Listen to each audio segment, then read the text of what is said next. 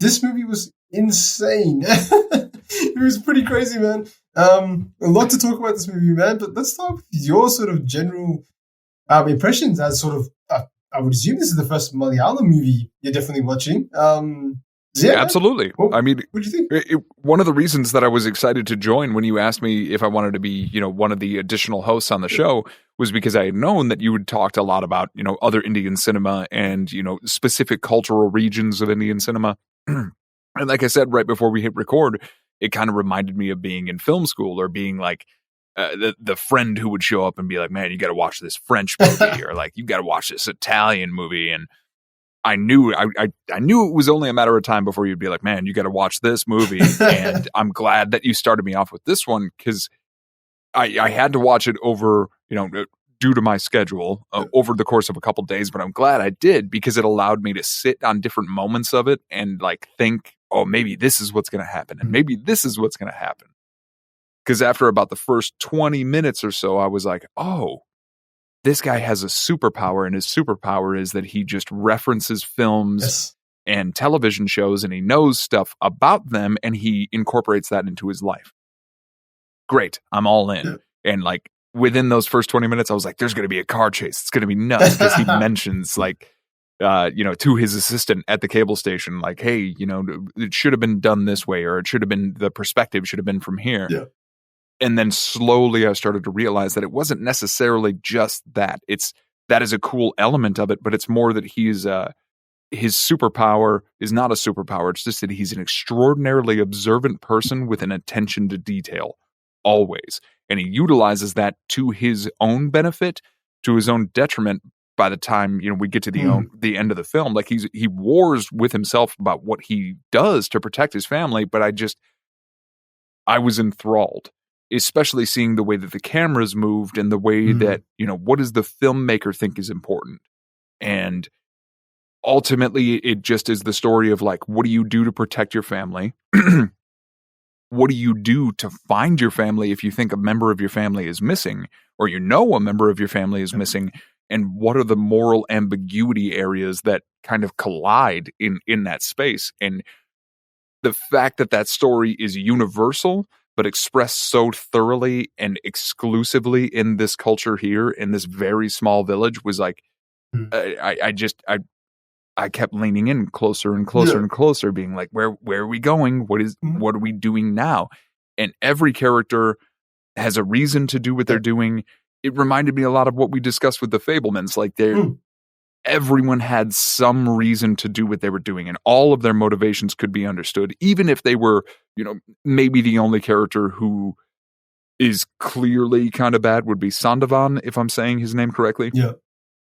Please, stop me if I ever say anything terribly. I don't mean to do that. I just, I'm just excited.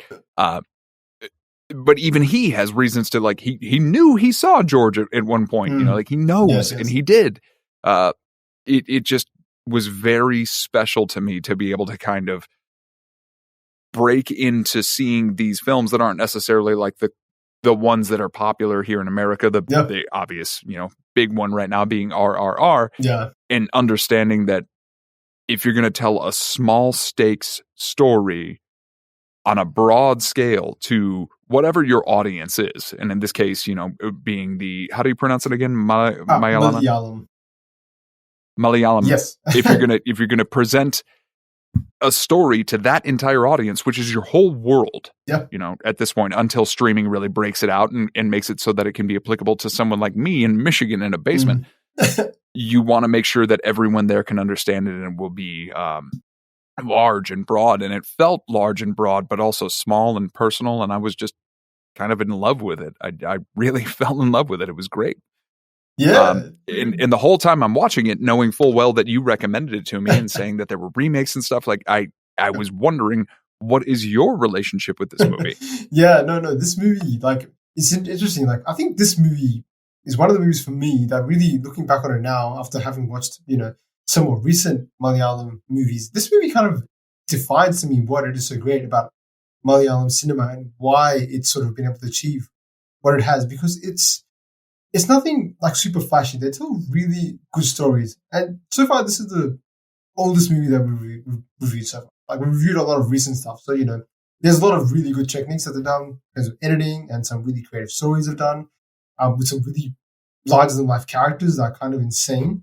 But this story kind of is so grounded and relatable in a lot of ways, right? And a lot of that has to do with the superstar and legend who I'm so glad, got to see, this guy, Mohan Lal. He is, legend is probably not even the right word. He's more of an icon in sort of cinema in general, I would say. Like, his ability to play that role that he did was so good. When you said sort of my history with this movie, I have sort of seen the remake that was made in the Bollywood version.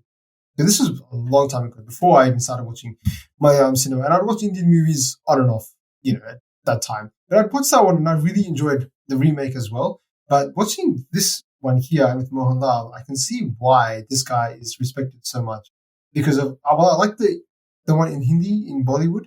It's good, but the actor that plays the character, George Kutty's role in that one, Ajay Devgan, does a fantastic job. But I think of him more as like an action star.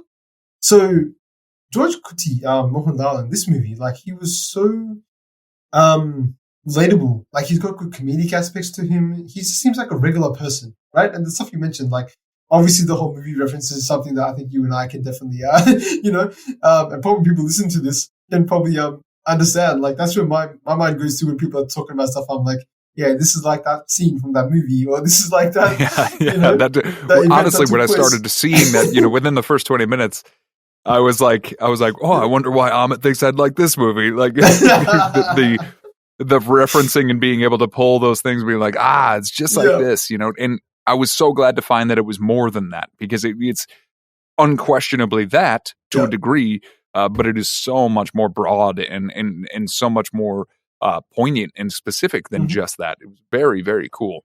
No, definitely. So what do you think about sort of the, because like, I guess it is kind of bit different to sort of your traditional Hollywood movies. Like, in terms of like the flow of the movie, like they had some songs in between, which were sort of montages.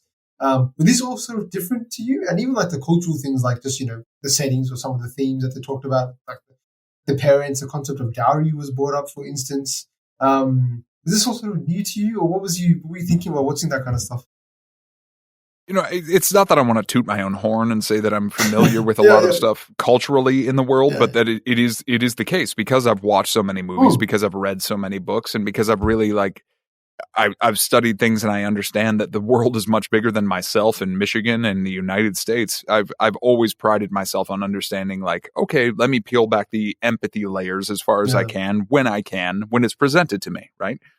So if someone came into my life and said, this, or hey, man, you should check this out, I always did, especially because stories can be so much bigger, and where things are rooted can be so much bigger. And like, what we see in Hollywood is often borrowed from something else. So like, way back beginning in high school, I would have ideas about things related to dowry, or like being in musicals when I was younger, Fiddler on the Roof. Yeah. Like, these are concepts I was familiar with.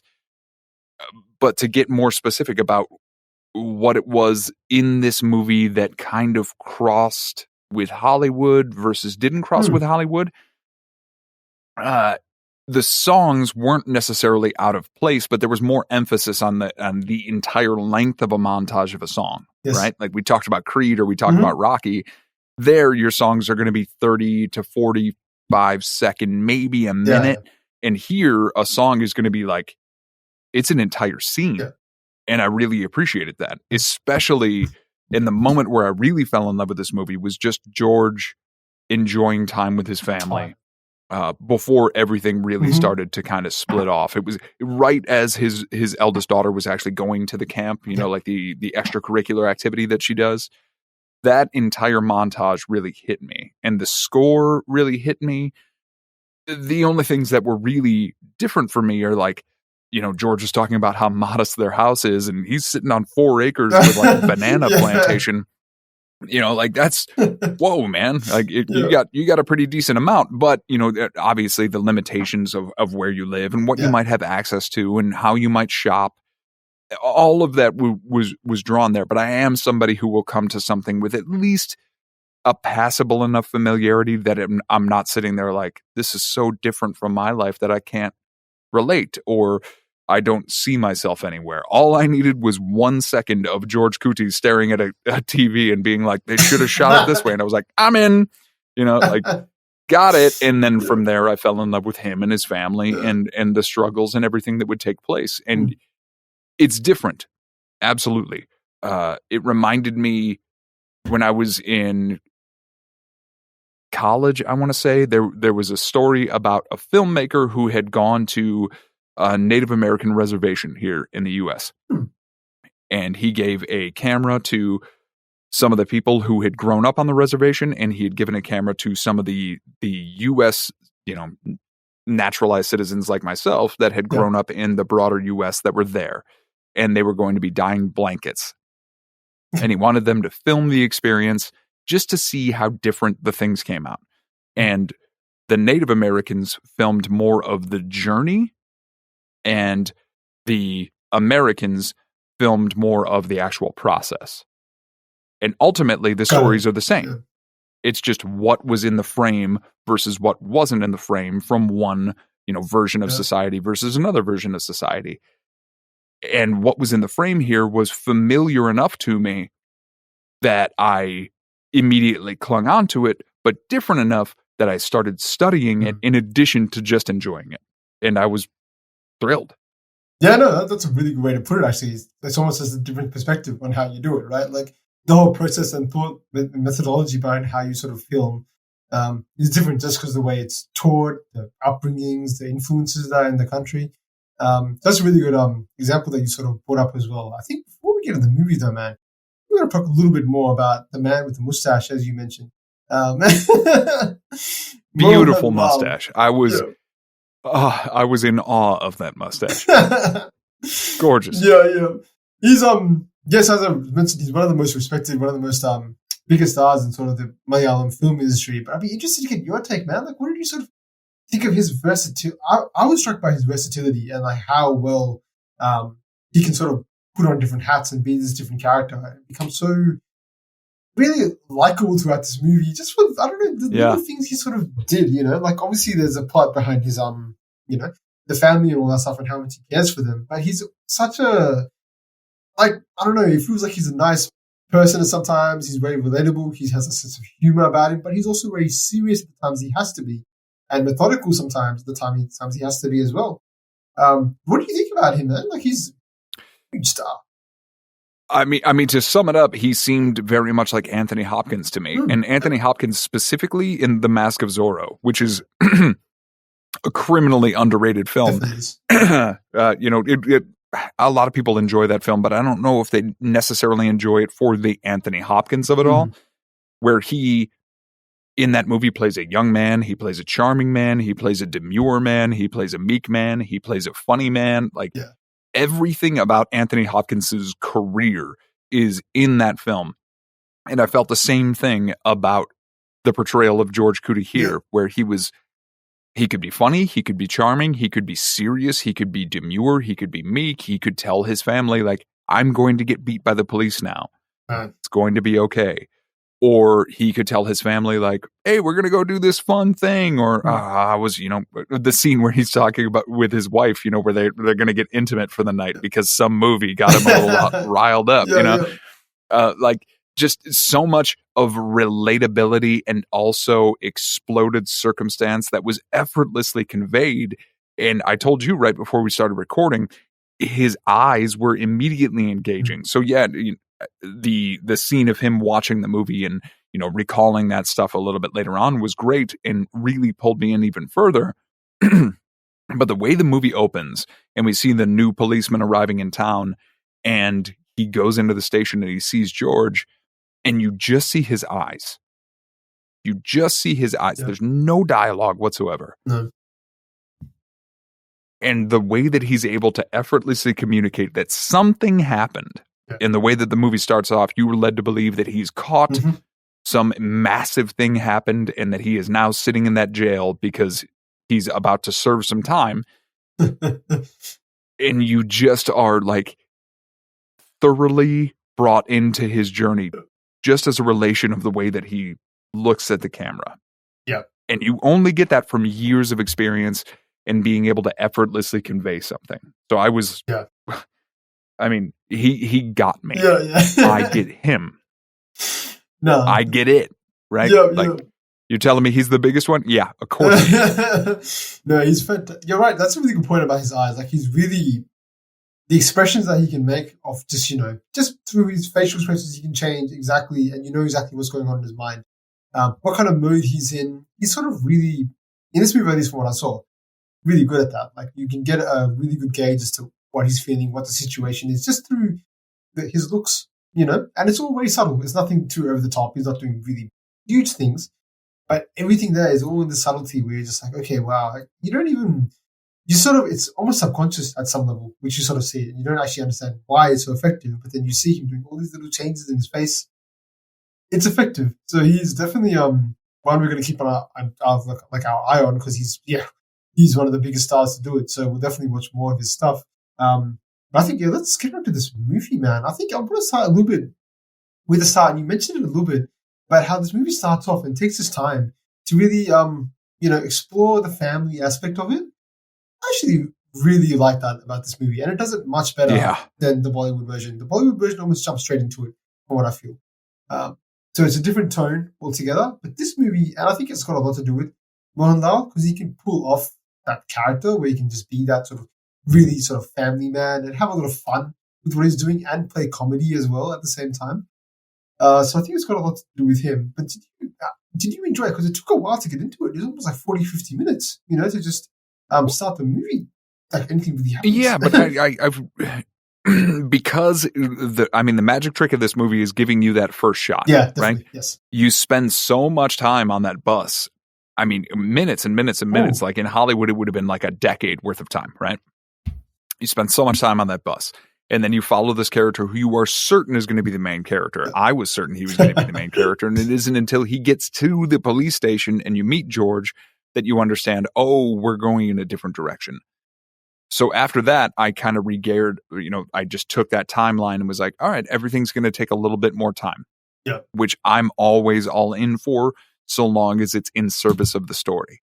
And all of that setup that takes place in that first, half hour or 40 minutes until the main event of the film that changes what is actually occurring occurs. We learn about the family. We learn about the town. We learn about everyone else who lives there. We learn about the police. We learn so much that we care. Yeah. We know who we don't care for. We know who we do care for. We know why we care about them. And I was in love with that, because if you're going to then have an inciting incident, you immediately care about any other character. So they could even then just exist in a frame and deliver one line of dialogue, and you can make a decision about how they delivered that, because we've already spent so much time with them. I just thought it was brilliant. And it's like we were talking about the differences between this and a Hollywood film. They sort of just blended into the same thing. It was very effectively made. It was very economically made. Like much of the smaller budget or independent cinema here, it spent so much time with the characters that the inciting incident doesn't matter as much as, okay, here was the blip, and now we're on this side of it dealing with the ramifications. Awesome. Slower paced? Absolutely. Everything served the story.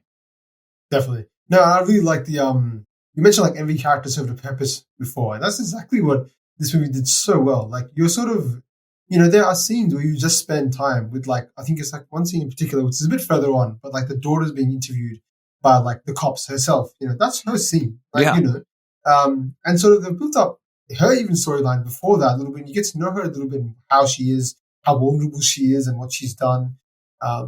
You sort of understand the situation very well because of those early scenes and how much you don't want to see that family get broken, despite the fact it does this thing, right? Because they have technically committed murder, and that's where the moral ambiguity comes into it as well. But like, you could definitely say like, why should you be supporting these characters after they've done such a hideous thing? But because of this build up in the start, you're on their side from the start. Like, Doskruti, you're with him, you're with the whole family, with the actress and the mother. You're with her as well. You're like, wow, you understand everyone's sort of situation and how vulnerable they are and how bad things can be. you don't want them emotionally to sort of go through any sort of turmoil at all. So that's what I think the first part of this movie does so well. It gets you in, and also it's just so engaging and entertaining. Like it's almost like when the second half comes, the twist happens. It's almost like a tone shift for the movie. Yeah. It becomes much more serious, but the first half is just enjoyable. Like it's just, there's good comedy elements. I enjoy watching him dissecting film.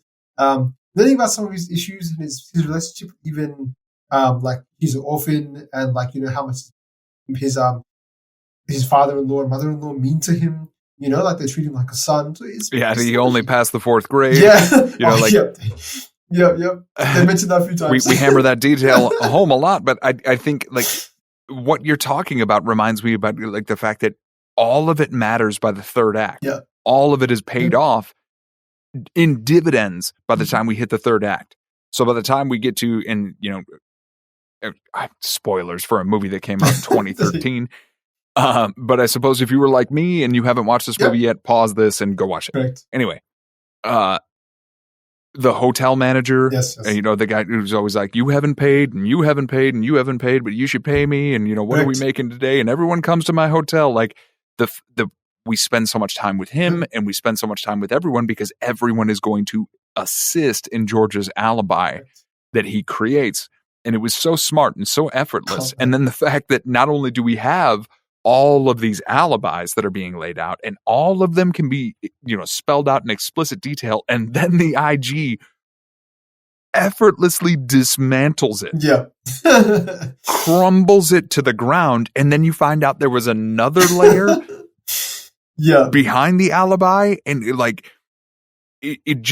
the snake eating its own tail, the Ouroboros of it all, and the smartness of it was why they constantly hit on that, like, he never passed the 4th grade. He never passed the 4th grade. And I was like, he's always saying, like, you get your hands in the dirt, you can learn more than what you can learn in school, and yada, yada. And personally, that spoke to me because I've always believed, like, you don't just learn because you went to university or college. You don't just learn because you went to school. You learn because you want to. You learn about the things you're passionate about. You learn about the things you love, and you apply those things to other things in your life. You're right. Like we apply movie quotes and movie references to other things in our lives. And guess what? It works, right? Like it's still learning.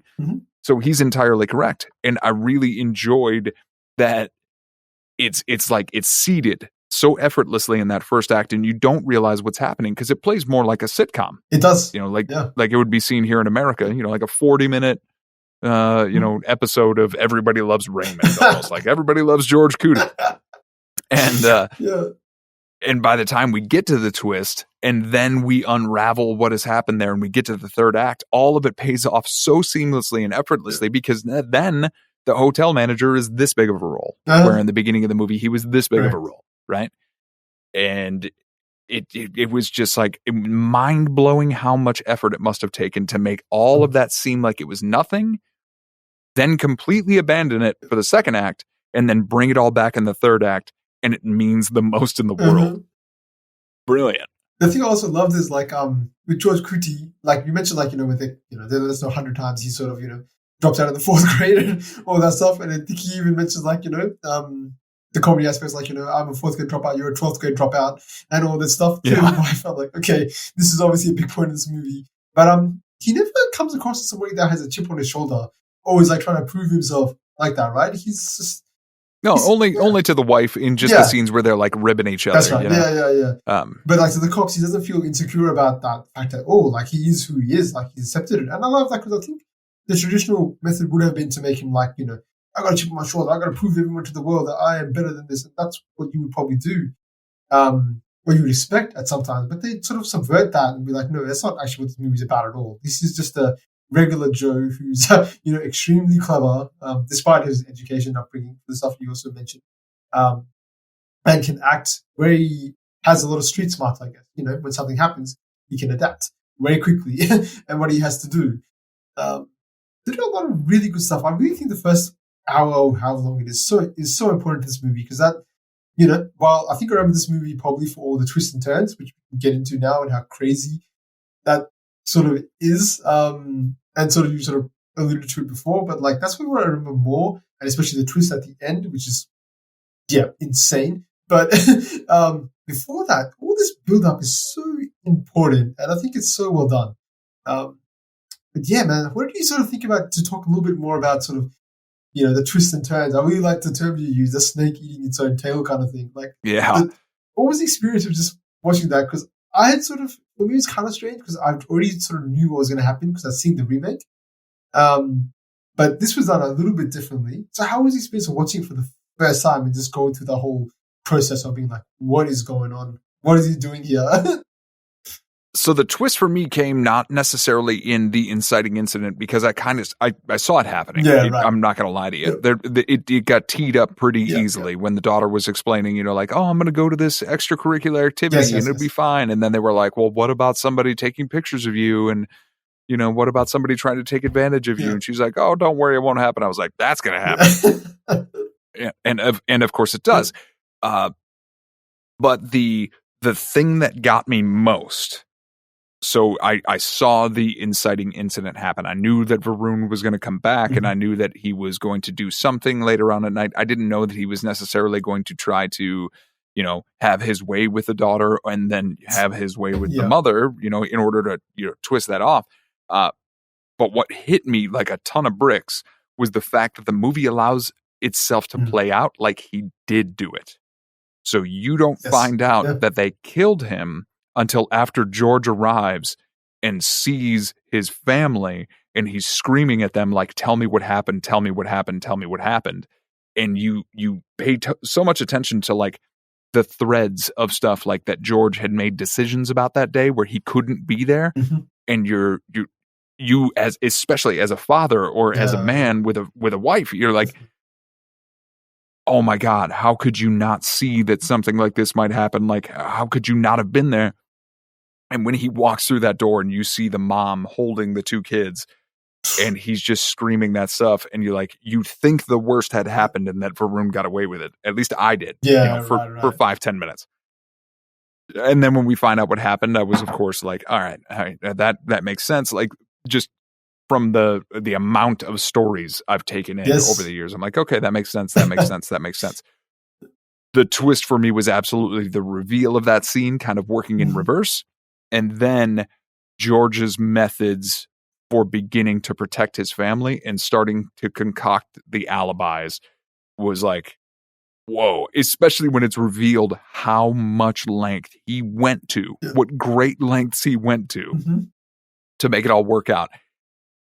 The ultimate reveal being that he had gone to those places again and was like, remember I was here on this day. Remember I was here on this day. Remember I was here on this day. That's when I was here. I was here on this day. And like getting the DVD of the church sermon and all of that stuff. Like that's what really hit me, because that's when it kind of becomes the Sherlock Holmes or the Knives Out, Daniel Craig, Glass Onion of it all, the detective mystery, but kind of in reverse. Like we had said, each character in the movie has positive and negative aspects to them. And that's where it started to really work out. And of course, we're on George and his family's side. But as you're watching the IG and her husband search for their son, you're also kind of on their side. Correct. And it isn't until Sandoval starts going a little bit, too whole hog with the thrashing that you were like, all right, they're complicit in this. But the twists and turns as related to that, like what length do you go? That's what really hit me and what really surprised me, because as a screenwriter and as a director, you have to do two things simultaneously. You have to be clever enough to think of an idea, and you have to make it look effortless in the camera lens. And it did both of those things extraordinarily well. Yeah. No, that's very well put. Exactly. I really enjoyed that side of it too. And you're exactly right. Like, it would take a lot of effort to put this kind of movie together and make it seem so seamless where you can't really pick any holes in it or anything like that. Like, maybe technically there might be some if you really think about it, but honestly, like, just watching it, I'd not at any time be like, wait, that doesn't make any sense, or wait, why would that be like that? And like, it was so good because the IG was also such a smart person and, a good sort of foe, I guess, against George Clooney, because she could just break this whole thing apart and be like, she dismantled it immediately. Yeah, like, yeah, this is something, but like everyone has a sense of like something's not right here. This is something fishy. There's a sense of this. And because the feud that again at the start they did a good job with the sort of the evil cop. What was I can't remember his name, but I think it was Sandovan. Yeah, Sandovan. Something like that. Yeah. I would say let's call him Sandy, but let's not call him Sandy. It's Sandovan. Yeah. Sandovan did a great job of making him just he's not a good cop, right? So his word is not trustworthy, but he has this, he has the... He's signed. He's the only person that actually has the, the exact evidence that's right there. But because he's not trustworthy, you just can't see it. And you see him just get more and more crazy as you go. But yeah, so I really did enjoy that whole, going through that journey. As you said, it's like, this is step one. We're going to go there. Step two, I'm going to go back there. And I'm going to plant this in your head that you're basically going to think that all this stuff happened on this date. You're not going to remember it. I'm going to tell you it. But it was absolutely fantastic. It was such a great ride, to be honest. Brilliant. Like I almost forget about the whole moral implication because I'm just enjoying that ride so much. But yeah, it was. Well, that was for me the coolest thing about it because like you could absolutely watch this movie and just be like, all right, George does it. He saves the day. Yeah. But that entirely discounts from the fact that the IG and her husband lost their son. Correct. And it isn't until the one scene where they have their son's friend show up and finally give a little bit of testimony, which is like gut-wrenching. And they did a pretty good job of showcasing, especially with the husband's character. He always was on the side of being like, look, something isn't right here, and it might be something to do with us. Yes. He was always the more moral center of that couple. And I really appreciated that. Is because he's also the guy that's like, we spoiled our kid, how much money did you let him spend last month, yes. And the fact that it kind of plays out where they're always certain and they're certain and they're certain and they're like, they're about to just make this family pay regardless of what actually happened. And then it isn't, at that moment, the friend comes in and is like, okay, this is what actually happened. And, a friend who is that terrified and has no idea what has actually occurred would absolutely tell the truth because he'd be like, am I in trouble? Yeah. And that again felt extraordinarily real. Just like, no, this is what we did. And I didn't, really mean anything by it. Of course, he didn't know what his friend was going to do. Yeah. That's, I hesitate to say innocent enough, just like sticking a camera in a box and putting it in a shower, but that is not like, that's been done in movies. That is a tale, unfortunately, as old as time. That's true. Yeah. That stuff happens. It's shitty, but it's real. Sure. The shittier version that Varun took on after that is not, and the friend didn't know that. So again, that just seems real. Definitely. You would tell the truth at that point. Correct. And then the infrastructural and like kind of earth-shattering shift that you see in the IG's face and her husband's face, it's like it constantly for me was just doing one of these, like who's more in the right? And it's only really because of the Sandovan character being in the employ of the IG and being utilized by the IG that you stay more in the camp of George. Yeah. Or for me. Anyway. No, same. No, he really tilts that edge because I was going to ask you about what he felt about those scenes were done so well. Like, it was hard to watch, but that beatdown that he's putting on and like, man, there's that sense of like tension when like he's beating up everybody and it's like, I think it's a frame where it's just him and you see in like the background, it's youngest daughter just there shaking and you're like, no, you're not going to do this. You are not. When his head turns. Oh my God. I was like, you are not going to hit that little girl. This is going to go too far, man. You got to stop this. This is getting crazy. This is out of hand. And like, I think that's so well because you just see George taking the beating and you see his wife taking the beating and you're like, wow, this is so much commitment to this and like, I just think it's just so well done because you're just like on the edge the whole time and you're feeling so bad because you're seeing what he's doing as a monster. The relationship between the husband and wife I thought was fantastic, but she is like I mean the IG and the IG's parent, the IG and his husband. Those two, because like you mentioned, like he's very much moral compass. Like yes, there's something wrong, and I want my son back, but this is too far. Like you are abusing people now at this point. And then she's like, because she's just a cop, right? She's a hard ass cop. Like, she's like, I don't give a crap. This is what has to be done. Find out where my son is. I'm not going to stop at any cost. So that contrast was just a subtle thing, but I thought just so well that just helped to carry this movie, give it a bit more sort of layers and be like, all right, so you two, that's your relationship, and this is the relationship between George Kuti and his wife, and you see that in comparison. A lot of things are sort of playing out. But yeah, man, what do you think about, sorry, good. No, you finish. I was going to say, I'm going to ask you about sort of the reveal at the end, sort of the climax scene when sort of the daughters sort of, I also love that because George Kuti has to play this game of like, he has to tell them only so much because he wants to protect them.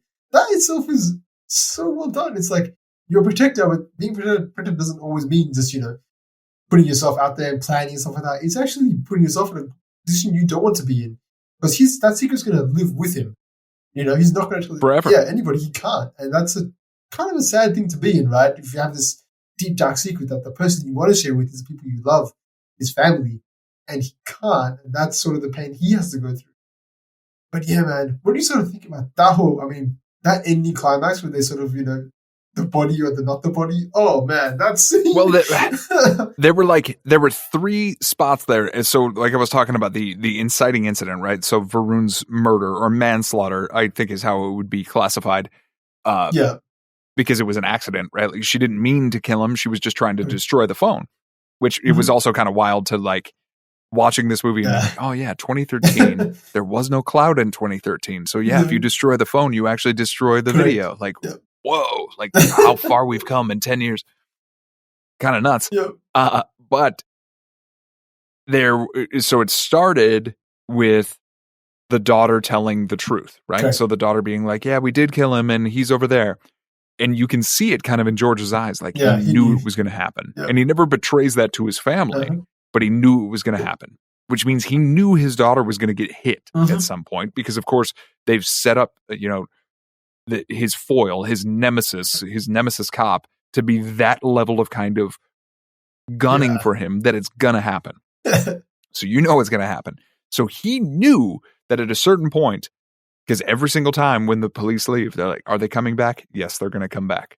Why are they going to come back? I know why. And it just keeps happening and rolling in and rolling in. And he's always, it's not that he's one step ahead. It's just that he's absolutely certain of the process. Yeah. He knows what's going to happen. And he also knows that his family doesn't know what's going to happen. So like you said, he's trying to keep them protected by not letting them know how much terrible stuff is going to come their way. So he has to allow that to happen to his daughter for the eventual payoff to occur. It's terrible, but when they got to the house and they started digging in the area and they filmed it so well with the slow motion of the men digging and putting their hands over their noses and something is wrong, and George even grabs her and you think that he might be trying to run with her, and like the cleverest part was when he told his brother-in-law to call the news when they were headed into the police station, so that the news station is there, so that by the time they dig up what is not Varun's body, but is in fact the body of a dead cow, I think. Yeah. But is in fact the body of a dead cow, that everyone with a camera there is filming that, and then George immediately bum rushes them, knowing full well that was going to happen, and is like, and this guy beat me, and he beat my daughter, and he did all, and he just causes this chaos, and immediately gets public opinion on his side. It was like, this clever son of a bitch. Like, it's just, but again, you're watching it hit at the same time that Varun's parents are like certain they're going to see the dead body of their son, and then they don't. So as a father now, I'm just sitting there like, that's clever. But like the look on the faces of the parents was gut wrenching, like heartbreaking. Yeah. So that hit. And then there's the moment where George is talking to the IG, who is now relinquished her post and is going to go now live in the U.S. with her husband, with some of their family over there. And they ask George, who, comes out to meet them, should we hold on to hope? And I thought for certain, I even told you this, I thought for certain he was going to say like, there's always hope, or just some stoic line like that. But he doesn't. He tells them That's- like we were a family protecting ourselves and Yeah. we did what we did. Mhm. And that shocked me. Yeah. That really shocked me. But it isn't until you see his eyes and you see him crying that you're like, he warred with it that much. Because his wife and he have that conversation right before he goes to see the IG where she's like, didn't we do something terrible? Shouldn't they have closure? Yeah. Which kind of informs that. And then the ultimate thing at the Correct. very end, when he's talking with the new police officer, that it's like, it's only a matter of time before we find the body. And the scene that you watched earlier, Yeah. where he was getting the garage repaved, yeah. and you're like, and they even show you that scene again, and you're like, oh, he put the body in there. Yeah. And then they remind you of the conversation where the guy doing the flooring tells him, we have to do the police station first. And you were like, I legit sat up in my chair and got so close to the screen that I was like, you have got to be kidding me. Like, it's all, every moment of it was hidden in plain sight throughout the whole movie. Mm-hmm. And it was so cleverly put together and portrayed so effortlessly and genuinely that you just, at that last moment, you're like, okay, well done, movie. Yeah. No, it's the way they shot all the scenes were fantastic, and it's like, I think like, so the whole mystery for me was like, after they don't find the body, I was also like, okay, sort of, where is the body? That's like one mystery, like, where is it? And I love how they wait to the very, very end. It's like the last frame, they basically show you what's happened, and you're like, yeah, wait, no way, is that what happened? The audacity to bury the body under the police station, to me, that was nuts. I remember seeing it even in the other remake, and I was like, no way, you can't do this. Like, he had sort of, I love that he just sort of, his attention to detail throughout this movie. Like, he picked up on the whole thing from the very start, right? As you said, right in front of us, like right in plain sight. They knew that there was a new sort of police station being built. So it sort of teased every now and then with construction happening and things like that. So it's there, but you don't think about it until the end, where you're like, wow, because who would think that he's buried the body under the police station? You just think it's in a bag somewhere and he's kept it hidden. But to do that is just like next level. But you're right about the other part as well. How he sort of has that speech with the meeting with the confrontation with the IG and her husband. And you sort of see again that relationship's played out so well, because I don't think the IG says anything in the whole interaction. She's just completely silent because she's almost defeated. She's like, "You've beaten me." This, and she also has a few lines like about he's a fourth standard dropout, so there's no way we can be beaten by him and stuff like that. So she's almost had her ego damaged, and everything is just destroyed on top of the grief that she's having. So very well done by the husband there to carry that entire scene. But you just see it, and you're just like, there is a sense of mystery, but they kind of know what's happened, and it's just like heartbreaking at the same time. And you see George Clooney at the end having to sort of shoulder that pain. I just think it's fantastic. The whole ending and the whole, where they leave you is in such a crazy place. You're like, you're shocked, you're emotional, but you're also like relieved in a way for the family. It's like the perfect kind of ending. You're just like, wow, this has really been, you've really hit it out of the park with this ending. It's been absolutely fantastic. But yeah, man, I think it's one of the better endings. It's one that, even when I watched it before, it's one that stuck with me. So it might have been the shock factor for me, the biggest thing that sticks out. Just the whole thing, like, the body is in the police station, and you're never going to be able to find it. Like, how crazy is that? For me, the only like contemporary other version of it that I can really compare it to, just I thought of it just now, was in Harry Potter when they have Mad Eye Moody. Like the other person was Mad Eye Moody the whole time, or Barty Crouch Jr., and then you find out that he was like under the school the entire time, right? Like, but it's not the same, but it was kind of a similar thing where you're like, whoa, definitely. Wait a minute, like, and you're so endeared throughout the entire film, and you're so certain, like the movie left me so certain that it was going to be one thing at one point, and that it was so certain that it was doing something else at another point, and so certain that we were going over here, and then ultimately you realize again all of it was just a snake eating its own tail. And from the very first frame we had all the clues that we needed about what had actually happened. And then we just needed the rest of the context of the movie to get us to where, the movie eventually ends, which is where it starts. And I love an in medias res story like that. I've always loved a story like that. And so many of the best throughout history are told that way, right? So we're going to give you C, and then we'll give you A, and then we'll give you B. Correct.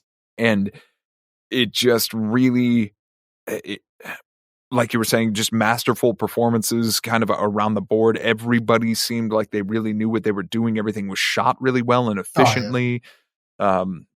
It just really felt like somebody had a phenomenal idea for a story, and then they surrounded themselves with the best possible locations. Like, everything was gorgeous too. It was just absolutely beautiful. Like, the interiors of the bus were really cool too. Like, it just, all of it was in service to George exists within this community with his family. And if something was going to happen to his family, he's going to do everything that is necessary to make that community feel exactly the way that it had previously, for as long as he can. Yeah. Right? Because he's not going to be able to do that forever, but if he can do it now, he will. And I was just, I was so pleasantly not surprised, because if it was a recommendation from you, then obviously it was going to be good, but I was pleasantly enthralled. Yeah. No, you're right. It does have a lot of, every aspect of the movie is so strong, as you mentioned. Like, one, performance is ridiculously good, right? We already talked about Mohan Lal, but everyone around him as well all sort of brought it. There was, everybody had, even some of the side characters, like the restaurant owner and the projectionist, like, they all have these small little roles to play, but they all sort of make an impact on the overall picture. And sort of no one sort of brings it in sort of halfway. Yeah, Dexter, sounds like we're pretty big fans of this movie. A lot to sort of like about this, and there's a reason why this movie has been remade in like 5 different languages. I think there's a potential Hollywood remake coming up from one of the comments I read. Yeah, Yeah. I literally would be shocked if there wasn't, because it felt, I was trying to think about other contemporary versions of it that might exist. Like, it kind of seemed a little Mystic River, kind of seemed a little Departed, but it was still very much its own thing.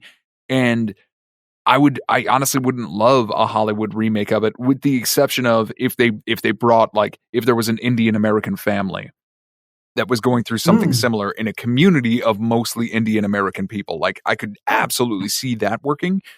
But the cultural specificity of it being in India, and the landscape, not to say that we don't have really cool landscapes here in the US, right? We've got a large variety of them, but I feel like that informed so much of it, like the banana plants and the rain and just when you peel back and you get a little bit broader with a shot, like seeing that there, it really informs a lot more about it, right? Like, and if you were going to try to make this story in 2023 as opposed to 2013, it might be a little bit more difficult, if for no other reason than the fact that we have the cloud. So you would have to, like, it's like Home Alone. You can't make Home Alone now. No, that's right. Like, you can't just, you can't destroy a SIM card and just get away with it, like, it's definitely right. It would be a little bit different. So I think it's not necessarily like a time capsule of a movie, but there are conventions built into the story